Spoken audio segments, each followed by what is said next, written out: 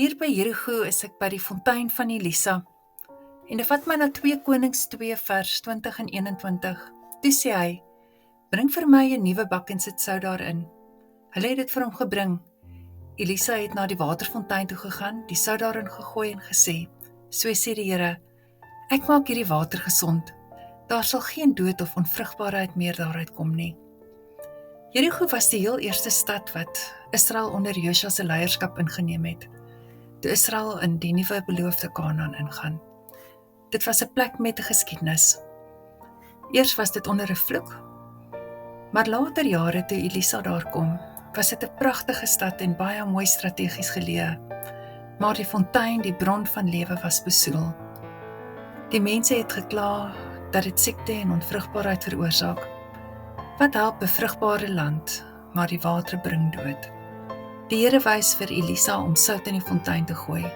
Sout word hierdie simbool van reiniging en genesing.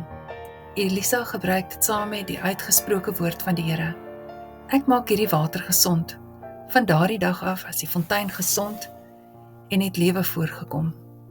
Vir enige een wat van buite na ons kyk, kan dinge mooi en reg lyk, maar binne kan ons wrokke en bitterheid en seer en sonde saamdra, wat alles om ons beïnvloed.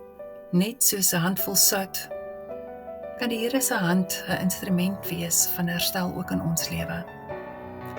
Elia se sout het niks beteken sonder die belofte van die Here nie.